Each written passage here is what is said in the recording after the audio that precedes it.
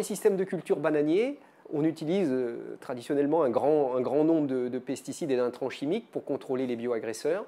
Donc les gros bioagresseurs qu'on contrôle sont ceux qui sont aériens, premièrement, donc les cercosporioses, mais également ceux qui sont au niveau du sol, donc les nématodes et les charançons. Et donc, pour réduire cette quantité d'intrants chimiques qui ont des conséquences environnementales qui sont souvent néfastes, eh bien, on utilise des plantes de service comme alternative à ces intrants chimiques et notamment à ces pesticides.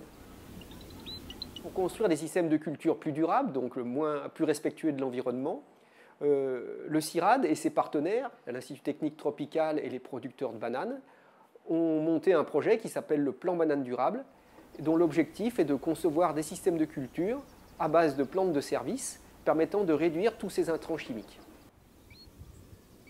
Donc, les plantes de service ont 3 grands objectifs de service qu'on va leur demander. Le premier, ça va être de contrôler les mauvaises herbes. Ce sont des plantes donc, qui vont couvrir le sol et empêcher les mauvaises herbes de pousser. Le deuxième service qu'on attend de ces plantes, c'est de contrôler les parasites et ravageurs. Et donc, c'est notamment, dans le cas du bananier, les nématodes et les charançons.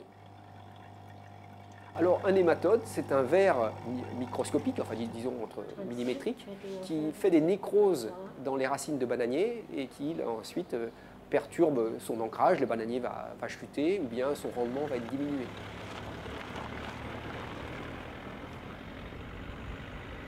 Et enfin, le troisième service qui va être visé, ça va être l'amélioration de la fertilité du sol. Alors, aussi bien dans sa composante physique, c'est-à-dire créer de la porosité pour que les racines du bananier puissent s'implanter correctement, comme dans sa composante un peu chimique, en améliorant le stock d'éléments fertilisants, d'éléments nutritifs disponibles. Il y a 2 grands groupes de plantes. Il y a des plantes qu'on va utiliser pendant la phase d'interculture, c'est-à-dire dans la période de jachère qu'on positionne entre 2 périodes de la vie de la bananeraie. Et donc ces plantes-là, elles vont être destinées à assainir les sols vis-à-vis des parasites et à restaurer la fertilité. Alors dans ce contexte-là, on peut utiliser des mélanges de plantes qui se complètent en fonction des services de restauration de la fertilité et d'assainissement vis-à-vis des bioagresseurs. Et puis il y a un autre groupe de plantes qu'on va mettre en place sous bananeraie, et là qui va assurer une couverture et protéger les sols de l'érosion, et ensuite contrôler les adventices, donc les mauvaises herbes qui pourraient pousser. Donc les producteurs commencent à utiliser ces plantes, donc c'est vrai que petit à petit on voit émerger ces systèmes parmi les producteurs de bananes de Guadeloupe et de Martinique.